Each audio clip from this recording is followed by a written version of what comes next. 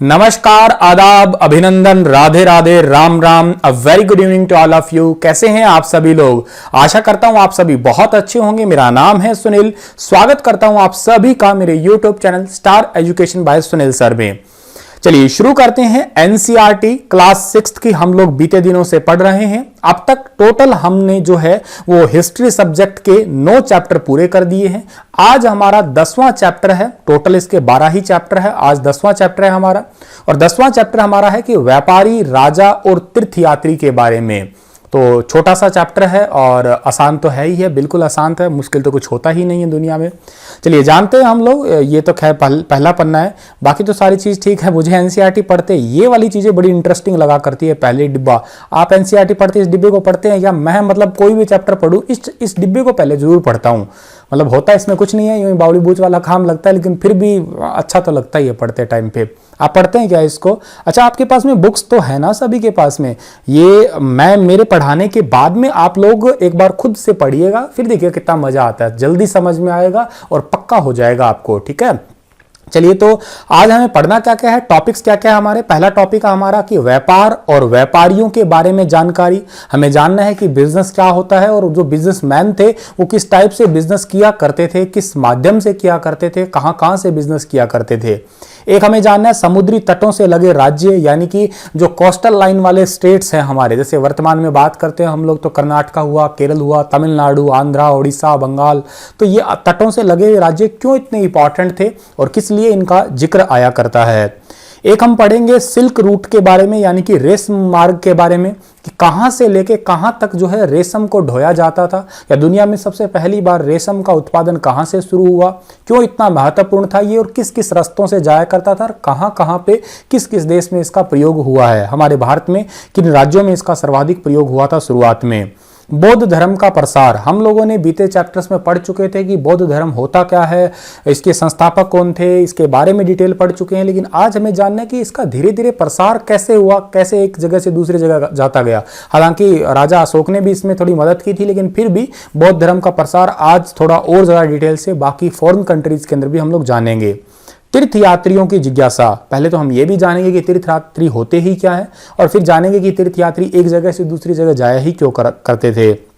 नालंदा शिक्षा का एक विशिष्ट केंद्र, नालंदा विश्वविद्यालय के बारे में जानेंगे कि वो इतना इंपॉर्टेंट क्यों था, किन व्यक्तियों को वहाँ पे एडमिशन मिलता था। जनरली वहाँ पे इतना नॉर्मली नहीं था कि मुंह उठाया किसी को भी एडमिशन मिल जाए। वहाँ पे बड़ा टिपिकल कंडीशन हुआ करती थी, जैसे आज एक काउंसलिंग के टाइप से एग्जाम लेके एडमिशन होता है, कुछ कुछ वैसा ही प्रोसीजर था पहले वहाँ पे। भक्ति की शुरुआत, यहाँ पे भक्ति के बारे में आज पहली बार आया है। जैसे हम लोग भगवान श्री कृष्ण की भक्ति करते हैं, विष्णु भगवान की करते हैं, संतोषी माता, लक्ष्मी माता, हम किसी सरस्वती माता ऐसे माता और हनुमान जी कैसे भक्ति करते हैं, तो ये हिंदुओं की भक्ति की शुरुआत यहीं से हुई है। ठीक है, अन्यत्र, यानी इस अन्यत्र के अंदर ईसाई धर्म के बारे में है। ईसाई धर्म के बारे में भी हम लोग पढ़ने वाले हैं इसी लेक्चर के अंदर। तो चलिए शुरू करते हैं। ये हमारे आज के टॉपिक है जो हमें पढ़ने हैं, डिटेल से पढ़ने हैं। सबसे पहला हमारा टॉपिक है कि व्यापार और व्यापारियों के बारे में जानकारी हमें लेनी है। तो देखिएगा, हमने बीते हुए चैप्टर में ये जाना था कि जो हमारा उपमहाद्वीप है वहाँ पे अनेक पूरा स्थल है, यानी कि जो खुदाई के दौरान बहुत सारे खूबसूरत बर्तन मिले हैं। कुछ काले बर्तन मिले हैं, कुछ 2 साइड के हैंडल लगे हुए बर्तन मिले, या कुछ बर्तनों पे ही चित्रकारी इस टाइप से आप देख पा रहे होंगे। ऐसे अलग अलग जो है बर्तन मिले हैं। तो ये बर्तन, ये समझ नहीं आ रहा कि एक ही जगह पे जो है मतलब बने होंगे, ऐसा तो है नहीं कि हर जगह ही कोई बनाता होगा। फॉर एग्जांपल मैं बात करूं, फैक्ट्री है, एग्जांपल से डव साबुन की फैक्ट्री है, तो ऐसा तो है नहीं कि हर गांव में फैक्ट्री लगी हुई है, हर सिटी में लगी हुई है। कोई एक जगह लगी हुई है और वहां से क्या है कि उसे जो है वो डिस्ट्रीब्यूट किया जाता है। तो ऐसा ही उस टाइम पे सोचा होगा कि इन्हें व्यापारी ही शायद जो है एक जगह से दूसरी जगह ले जाके इन बर्तनों को जो है बेचा करते थे। मेनली दक्षिण भारत में जो है कीमती पत्थरों के लिए प्रसिद्ध था। तो मतलब दक्षिण भारत में कीमती पत्थर होते थे, तो अगर उत्तर भारत में कीमती पत्थर पाए गए हैं, मतलब बिल्कुल पाए गए हैं, बहुत सारे पाए गए हैं, हड़प्पा सभ्यता में भी बहुत पाए गए हैं, तो इसका मतलब ये है कि दक्षिण भारत से उत्तर भारत तक लेके कौन आए होंगे? व्यापारी ही रहे होंगे। ये तो कंफर्म सी बात है। सोना, अब कर्नाटक में ही है, दक्षिण भारत में ही है सोना, तो वहीं पे खानों में मिलता है। अच्छा, ये तो उत्तर भारत में इसके अवशेष मिले हैं, इसका मतलब ये है कि व्यापारी ही लेके आए होंगे। मसाले, काली मिर्च हुआ, या इलायची हुई, ये मसाले तो केवल और केवल कर्नाटक और उधर ही होते हैं, आपके कर्नाटक हुए, केरल हुए, तमिल साइड हुए या कोस्टल लाइन वाले राज्यों के अंदर। और ये उत्तर भारत में कैसे पहुंचे होंगे? व्यापारी ही लेके आए होंगे। और खास तौर पे जैसे मैं बता रहा हूँ ना कि काली मिर्च सबसे इंपॉर्टेंट थी उस जमाने में। कहा जाता है कि काली मिर्च को रोमन साम्राज्य के अंदर काले सोने के नाम से पुकारा जाता है। आप मुझे बता सकते हैं हरियाणा के अंदर काला सोना कौन सा है? कमेंट सेक्शन में लिख के बताइएगा। आपको खैर पता ही होगा, बहुत आसान सवाल है ये साउदर्न इंडिया हमारा जो दक्षिणी भारत है, जो कोस्टल लाइन है ये वाली, जिसके अंदर राज्य आते हैं, महाराष्ट्र आता है, गोवा, कर्नाटका, केरला और उसके बाद में तमिलनाडु, इधर आंध्र प्रदेश, इधर आपका ओडिशा और उधर पश्चिम बंगाल। ये 9 राज्य जो हैं, उससे ऊपर गुजरात भी लगता है। ठीक है, ये सारे के सारे समुद्री तट रेखा या प्रायद्वीपीय भारत का एक हिस्सा है। अच्छा, इन सामान को सर एक जगह से दूसरी जगह पे ले जाते लाते कैसे थे? तो कंफर्म सी बात है, उस टाइम पे प्लेन तो हुआ नहीं करते थे, तो समुद्री जहाज़ों और सड़कों के रास्तों पे जो है इनको पहुंचाया जाता था। अभी कोई देश समुद्री जैसे मान लेते हैं कि भारत और श्रीलंका के बीच में समुद्र का रास्ता आता है, तो इन 2 देशों के बीच में जो है समुद्री रास्तों से सामान पहुँचा दिया जाता था। ये मान लेते हैं अब भारत और उधर अफगानिस्तान है या और उधर ईरान वगैरह है, तो वहाँ पर कोई समुद्र नहीं आता, तो सड़क के रास्तों से जो है सामान पहुँचाया जाता था। अब दक्षिण भारत में बहुत सारे रोमन के सिक्के मिले हैं। अब रोमन के सिक्के मिलने का ये पक्का मतलब है कि यहाँ पे रोमन आए होंगे और व्यापार करने ही आए होंगे। आप लोगों ने आगे हम पढ़ेंगे, खैर जब वास्को डी गामा के बारे में जानेंगे, तो वास्को डी गामा आया था 1498 में और वो काली मिर्च और इलायची वगैरह इन्हीं का ही तो व्यापार करके लेके गया था पुर्तगाल में, इन्हीं चीज़ों को लेके गया था वो। अच्छा, व्यापारियों द्वारा बहुत सारे समुद्री रास्ते भी खोजे गए थे, जिनमें अरब सागर, ठीक है, अरब सागर वाला हिस्सा यानी कि ये जो इंडिया का हिस्सा, इधर वाला इलाका ये अरब सागर का हो गया, बंगाल की खाड़ी इधर वाला, ठीक है। तो इस साइड और इस साइड ये प्रायद्वीपीय क्षेत्र में जो है बहुत सारे समुद्र के किनारे ये जाया भी करते थे। ये जाते कैसे थे? नाव से दक्षिणी पश्चिमी मानसून के सहारे, जिस साइड की हवा चलती रहती थी ना, उसी साइड इनकी नाव को जो है ये ले जाते रहते थे। अफ्रीका और अरब के पूर्वी तट पे जो भी है ये चलते रहते थे। इनके लिए, इन यात्राओं के लिए इनको जहाज़ों का निर्माण करना पड़ता था और जहाज़ें जो है वो कई कई दिन या बल्कि कई कई महीनों तक जो है ये समुद्रों के अंदर रहा करते थे। समुद्री तटों से लगे राज्य जो है, तो इन जितने भी ये राज्य है समुद्री तट से लगे हुए हैं, इनके अंदर खास बात क्या है? एक तो यहाँ पे सदाबहार वन पाए जाते हैं। सदाबहार वन पाने का मतलब क्या है यहाँ पे? क्योंकि यहाँ पे पानी की जो है वो कमी नहीं है, लगभग बारिश होती ही रहती है। हम लोगों ने ज्योग्राफी में पढ़ा ही होगा पहले ये, इस वजह से यहाँ पे सदाबहार वन पाए जाते हैं। बहुत सारी वनस्पति है यहाँ पे, थोड़े बहुत पठार, पहाड़ और नदियाँ भी जो है वो पाई जाती है, ठीक है। अच्छा जी, नदियों की बात की जाए तो एक कावेरी नदी है, ये वाली कावेरी नदी, ठीक है। आपसे मेरा एक सवाल है, बल्कि 2 सवाल है। दक्षिण भारत के अंदर जो है, एक तो दक्षिण भारत की गंगा है और एक दक्षिण की गंगा है। आप कमेंट सेक्शन में बताइएगा कि दक्षिण भारत की गंगा कौन सी है और दक्षिण की गंगा कौन सी है, ठीक है। तो नदियों के मैदानी इलाकों में कावेरी का मैदान सबसे ज्यादा उपजाऊ था। वैसे तो आप लोग पहले भी पढ़ चुके हैं, ज्योग्राफी में पढ़ चुके हैं, इस हिस्ट्री को स्टार्ट किया तब भी पढ़ चुके थे कि जहां पे नदी है तो उसके आसपास का इलाका हमेशा जो है उपजाऊ होता है, बहुत ज्यादा उपजाऊ होता है, क्योंकि तो समतल भूमि होती है, एक नदी का पानी मिल जाता है और वनस्पति वगैरह अच्छे तरीके से ग्रो करती है। लेकिन दक्षिण भारत में सबसे ज्यादा उपजाऊ क्षेत्र जो था वो कावेरी का मैदान माना जाता है। इस मैदान में बहुत सारे सरदार, राजा या जो और अन्य व्यापारी वगैरह जो है यहाँ पे इस तटीय इलाकों में इकट्ठे होते गए और अपनी जो है संपत्ति, शक्ति वगैरह जो है उनको एकत्रित करते गए और बहुत ज़्यादा पैसा भी इकट्ठा करते रहे। इसी दौरान जो है दक्षिणी भारत में ही, इन्हीं कोस्टल लाइन पे ही एक चोल, चेर और पांड्य, ये 3 एक बहुत ही ज़्यादा शक्तिशाली राजा के रूप में उभरे थे। हम लोगों ने लास्ट चैप्टर्स में इन्हें पढ़ा था कि चोल, चेर और पांड्य जो थे वो दक्षिण भारत के अंदर थे। ये चोल है, पांड्य है, चेर है। ये मतलब अभी वर्तमान का जो कर्नाटका है वो चेर का हो गया, आंध्र प्रदेश वाला पांड्य वाला हो गया, कुछ हिस्सा तमिलनाडु भी कह दीजिएगा और कुछ हिस्सा आंध्र प्रदेश या उड़ीसा वाला इलाका जो है वो चोलों का था। इनका लगभग शासन 2300 साल पहले दक्षिण भारत में आया था और यहीं पे जो है इनके बारे में तमिल शब्द है एक मूवेंदार, ये जरूर याद रखिएगा, तमिल शब्द मूवेंदार, इसकी चर्चा हुई है और इसके अंदर ये बताया गया कि संगम कविताएं मिली है, इन चोलों की, इन चेरों की, इन पांडवों की मिली है, ठीक है। और क्या मिला है? जिसका प्रयोग इन तीनों शासकों के परिवार के लिए मुखिया के रूप में किया जाता था। और 3 मुखिया मतलब 3 शासक परिवारों का मतलब है 3 मुखिया, ठीक है। अब 3 मुखियाओं में 2-2 सत्ता केंद्र, देखिएगा आप, सिंपल सी बात है, इसको एग्जांपल से लीजिएगा। ये 1 2 3 3 आपके वंश हुए, तो तीनों वंश के क्या है, 3 ही मुखिया होंगे ना। अगर मान लेते हैं 3 घर है तो 3 घरों के क्या है कि 3 मुखिया होंगे, तो इसी को ही हम लोग जो है वो 3 मुखिया का नाम दिया है। अब इन 3 मुखियाओं के क्या है, हर किसी को 2-2 सेंटर मिले हुए थे। जैसे मान लेते हैं कि एक घर है, एक घर को 2-2 किले जमीन मिली हुई है, ऐसे ही तीनों मुखियाओं को 2-2 सत्ता केंद्र मिले हुए थे, एक तटीय हिस्से का और एक अंदरूनी हिस्से का। भाई एक तो जो है वो यहाँ पे अपना जो है अपना कोई केंद्र स्थापित कर सकते थे, और एक जो है अंदर के हिस्से में कोई केंद्र स्थापित कर सकते थे। 3 लोग हैं, तीनों को 2-2 मतलब सत्ता केंद्र मिले हुए, तो 3 गुना कितने हो गए, 6 केंद्र मिले हुए थे इनको। वेरी इंपॉर्टेंट बात है, पूछा जाता है कि जो आपके 3 वंश थे, इन तीनों को टोटल कितने मिले हुए थे, तो 6 केंद्र मिले हुए थे। और इन 6 केंद्र भी 2 ज्यादा इंपॉर्टेंट थे। एक था आपका पतन, चोलों का पतन था, जिसका नाम था कावेरी पट्टनम, ठीक है, कावेरी नदी का आसपास का इलाका कावेरी पट्टनम। और दूसरा था पांडवों की राजधानी मदुरई, ठीक है, मदुरई। एक मीनाक्षी मंदिर है मदुरई का, जो कि दक्षिण भारत में सबसे स्वच्छ मंदिर के रूप में इसको दर्जा मिला हुआ है। तो ये बात मैं दोबारा रिपीट कर रहा हूं, ये थोड़ी ज्यादा इंपॉर्टेंट है, इसलिए दोबारा रिपीट कर रहा हूं। क्या कि सबसे पहले कि दक्षिण भारत के अंदर जो है 2300 साल पहले चोल, चेर और पांडे, इन तीनों शक्तिशाली राजाओं का आगमन होता है। 3 राज्य, अच्छा 3 राज्य है, इनके बारे में कहां से पता लगा, मूवेंदार तमिल शब्द है, इनमें इनकी चर्चा हुई है, जहां से पता लगा है संगम कविताओं का। और 3 राज्य है तो 3 ही मुखिया है, मतलब 3 मुखिया है तो तीनों को जो है 2-2 केंद्र मिले। एक को बोला तटीय हिस्से में, यानी कि तटीय केंद्र पे ये राजपाट कर सकते थे, एक कर सकते थे अंदरूनी हिस्से के अंदर। 3 दूना हो गए 6, लेकिन इन 6 के अंदर 2 ज्यादा इंपॉर्टेंट थे। एक तो था चोलों का कावेरी पट्टनम, और दूसरा था आपका पांडवों की राजधानी मदुरई। चलिए अब आगे बढ़ते हैं। ये मुखिया जितने भी थे ना, मतलब टोटल 6 मुखिया हो गए, तो आप 6 केंद्र हो गए, 3 मुखिया हो गए। और इन तीनों मुखियाओं का क्या था काम, लोगों से ये टैक्स तो लेते ही थे, लेकिन टैक्स से ज्यादा इनकी डिमांड होती थी गिफ्ट लेने की लोगों से।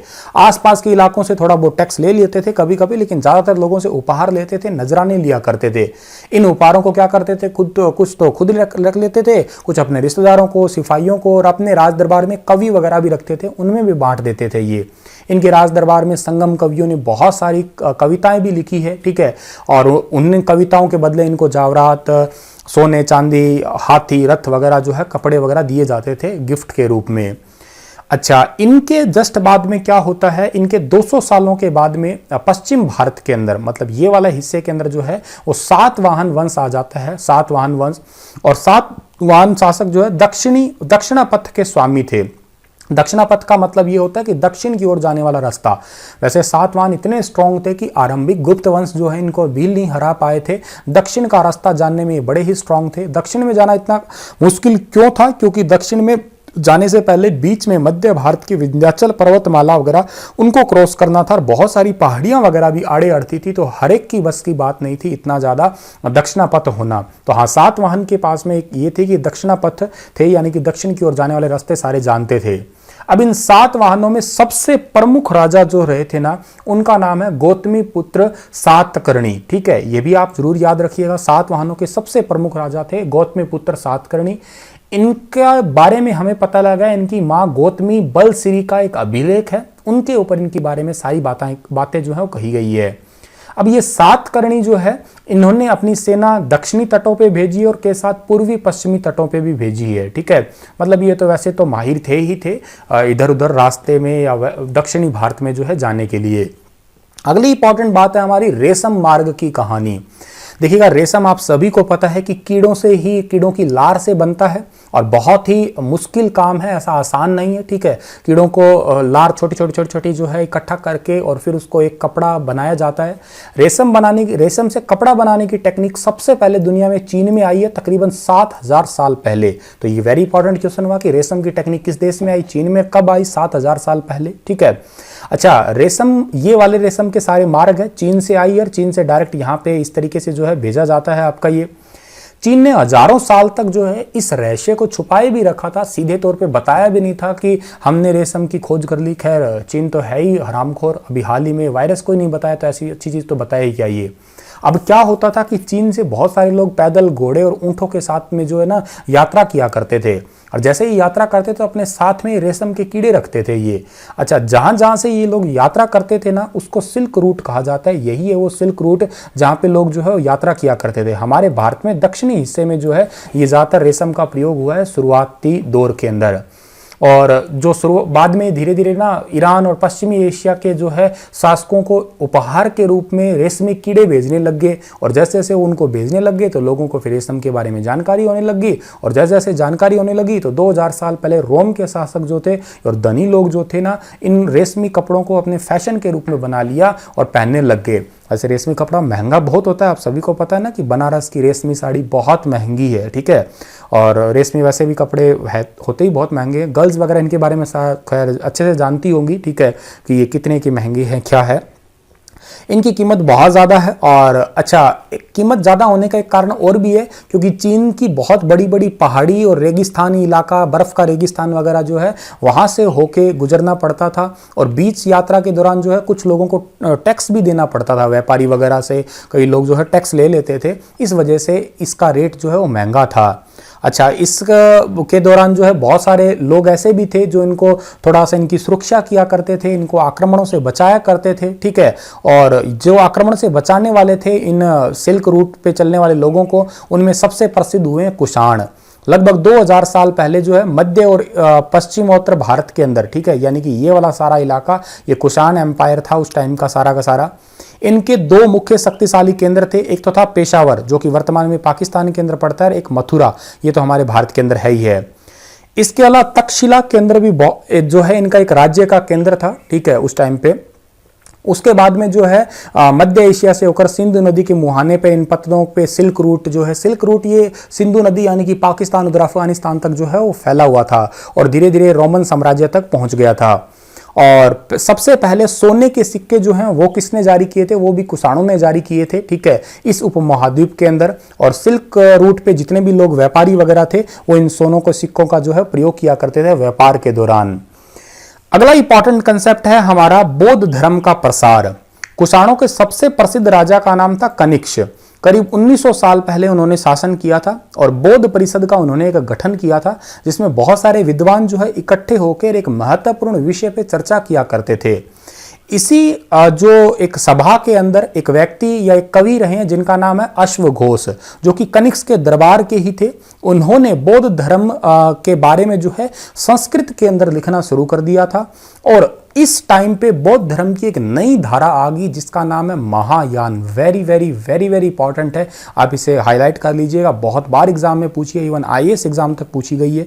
महायान जो है, महायान की दो मुख्य विशेषता थी। इसके अंदर पहले बौद्ध धर्म जो था उससे अब में थोड़ा फर्क आया, दो मेन जो है चेंज आए। पहला परिवर्तन क्या था, देखिएगा, पहले जितनी भी भगवान की या बुद्ध भगवान की मूर्तियां बनती थी वो केवल उनकी सिंबल्स पे थी। जैसे बुद्ध भगवान जो थे वो पीपल पेड़ के मूर्ति के नीचे जो है, पीपल पेड़ के नीचे उन्होंने ज्ञान प्राप्त किया था, तो इस टाइप के जो है काल्पनिक आधार पे सांची के स्तूप में जो है इस टाइप का एक चित्र लगा हुआ है, पीपल का पेड़ बना हुआ है, उसके नीचे बुद्ध भगवान का एक खाली आसन पड़ा है कि उसके वहां पे उन्होंने बैठ के तपस्या वगैरह की होगी। ये सिर्फ और सिर्फ संकेतों के आधार पे है। लेकिन अब क्या होने लग गया, बुद्ध की प्रतिमा ही बनाई जाने लगी, ठीक है। महायान के अंदर एक वेरी वेरी इंपॉर्टेंट है बुद्ध की प्रतिमा। अगर आपसे पूछा जाए कि बुद्ध की प्रतिमा जो है वो बौद्ध धर्म के कौन सी धारा के अकॉर्डिंग आया है, तो महायान के अकॉर्डिंग आया है। इनमें बहुत सारी गुफाएं जो है वो तक्षशिला के अंदर, मथुरा के अंदर जो है ऐसी कई सारी पिक्चर जो है वो मिली है। दूसरा परिवर्तन क्या आता है भाई, दूसरा परिवर्तन आता है बोधिस्तव का। अब बोधिस्तव क्या होता है, ये वो जगह है जहां पे ज्ञान प्राप्ति के लिए, एकांतवास के लिए, ध्यान करने के लिए लोग इकट्ठे हुआ करते हैं। ये गुफा वगैरह भी हो सकती है, ठीक है। अब लोग पहले तो क्या है कि गुफा वगैरह में रहा करते थे, एकांत में रहा करते थे, लेकिन वक्त बदलता गया तो अब क्या होने लग गया, लोग सांसारिक जीवन में ही दोबारा प्रवेश कर गए, तो लोगों के बीच में ही मठ बने होते हैं। हमारे बीच में बौद्ध धर्म का कोई केंद्र होता है या जैन धर्म का कोई केंद्र होता है। धीरे धीरे बोधिस्तव की पूजा जो है बहुत सारी लोकप्रिय भी होने लगी, क्योंकि संसारिक जीवन में भी रह रहे हैं, इधर उधर एकांतवास में भी नहीं जाना, और पूजा पाठ का पूजा पाठ भी हो रहा है। फिर धीरे धीरे मध्य एशिया, चीन, कोरिया वगैरह और जापान तक भी जो है ये बौद्ध धर्म का प्रसार हो गया, ठीक है। और बौद्ध धर्म का प्रसार पश्चिम और दक्षिण भारत के अंदर भी बहुत ज़्यादा हुआ था। बौद्ध भिक्षुओं के रहने के लिए पहाड़ों में दर्जनें गुफाएं जो है बनाई गई थी। ये तो मैंने आपको पहले के लेक्चर में भी पढ़ा दिया गया था। ये बहुत सारे पत्थरों को काट के बनाई गई है। दक्कन के शहरों में भी बहुत सारी जो है ऐसी दर्राओं की गुफा काट काट के बनाई गई। ये सारी गुफा बनाई किसने है? राजा रानियों के आदेश पे बनी है या कुछ व्यापारी और कृषकों द्वारा भी बनाई गई है इन गुफाओं को। ऐसा माना जा रहा है कि जितने भी व्यापारी होते थे वो इन मठों के अंदर या इन गुफाओं के अंदर जो है विश्राम करने के लिए रुका करते थे। और बौद्ध धर्म जो है दक्षिण पूर्व में श्रीलंका, म्यांमार, थाईलैंड, इंडोनेशिया और दक्षिण पूर्व एशिया के अंदर जो है वो फैला हुआ था। ये जरूर ध्यान रखिएगा कि बौद्ध धर्म सबसे पहले श्रीलंका के अंदर गया था राजा अशोक द्वारा इंटरनेशनली। और एक थेरवाद है बौद्ध धर्म का केंद्र है, ठीक है। यहाँ ये केंद्र भी बहुत ज्यादा प्रचलित था आपका बौद्ध धर्म के लिए। कार्ले की गुफा जो है महाराष्ट्र में है, ये भी बौद्ध धर्म के संकेत जो है दिया करती है। अब अगली बात आती है तीर्थयात्रियों की जिज्ञासा। तीर्थयात्री क्या होते हैं? देखिएगा, जो व्यापारी होते हैं, व्यापारियों के साथ में जैसे एक व्यापारी एक जगह से दूसरी जगह तक यात्रा करते थे तो उनके साथ में तीर्थयात्री साथ चले जाते थे। अब ये तीर्थयात्री ना तो ऐसा नहीं है कि केवल पुरुष होगा या स्त्री होगी, दोनों ही हो सकते हैं। ये पवित्र स्थानों की जो है देखना, उन्हीं को तीर्थयात्री कहते हैं। जैसे मान लेते हैं हम अब हरिद्वार जाएंगे तो हम तीर्थयात्री है, या किसी मंदिर पे जाएंगे हम लोग तो हम तीर्थयात्री हैं। प्रार्थना के लिए जाना, भगवान की पूजा अर्चना के लिए जाना, वही तीर्थयात्री होते हैं।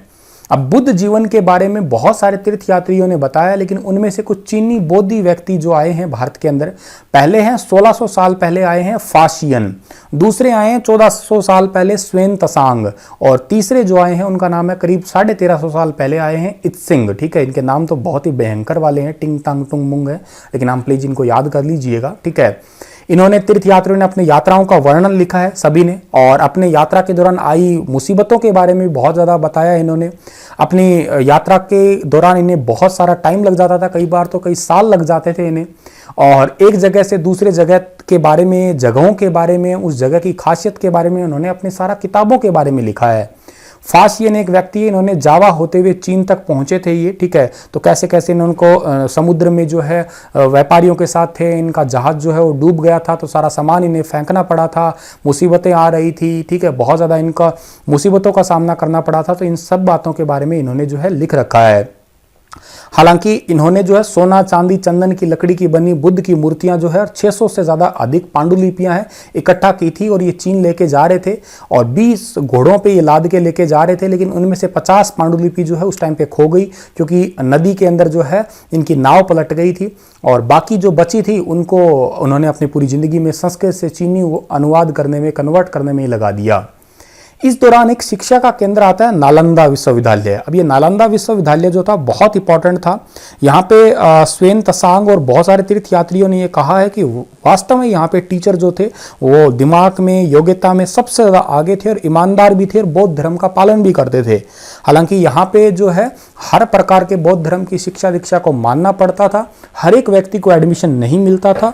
एडमिशन लेने के लिए क्या था कि द्वारपाल खड़े होते थे, और वो जो गेट पे गेट कीपर खड़े हैं वो कोई सवाल पूछते थे, उन सवालों का अगर किसी ने जवाब दिया तो ही उसको एंट्री मिलती थी आगे। फिर अंदर भी जो है क्वेश्चनिंग वगैरह से चलती रहती थी।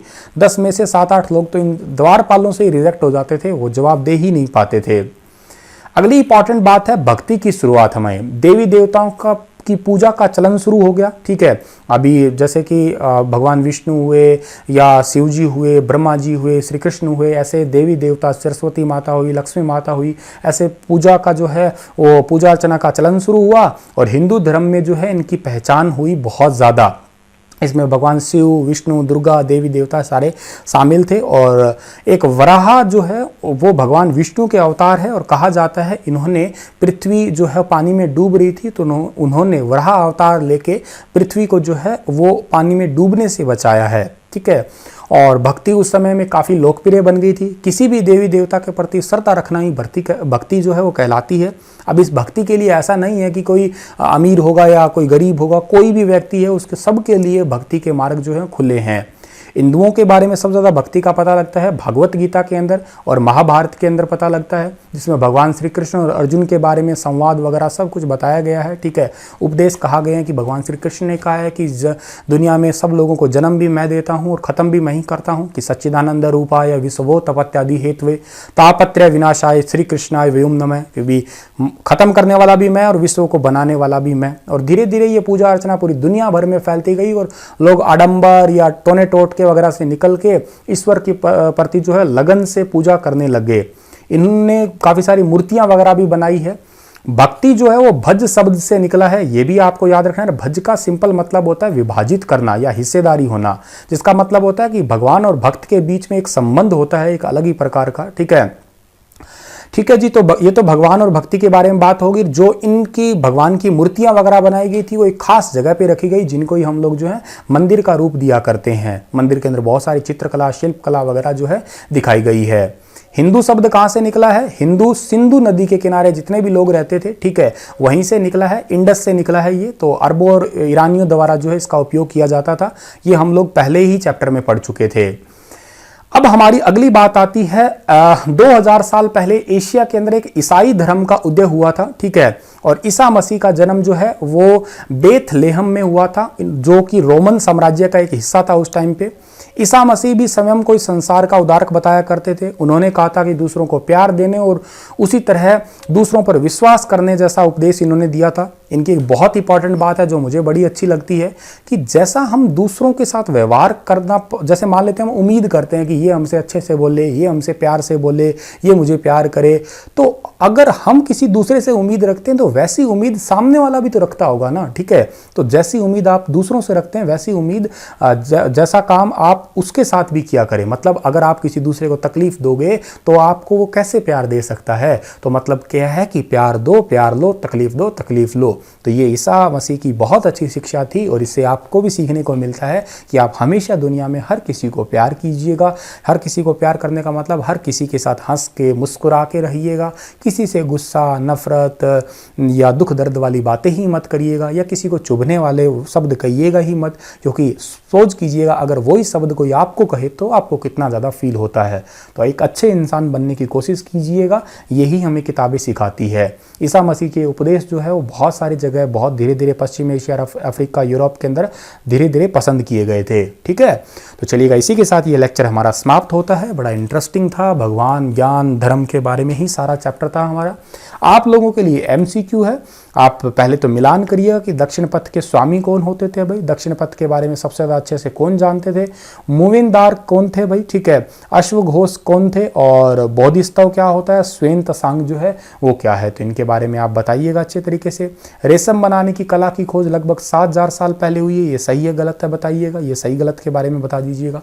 चलिएगा, इसी के साथ ये लेक्चर समाप्त होता है। कल फिर हाजिर होऊंगा लेटेस्ट अपडेट के साथ में। तब तक के लिए मुझे इजाज़त दीजिएगा। राधे राधे।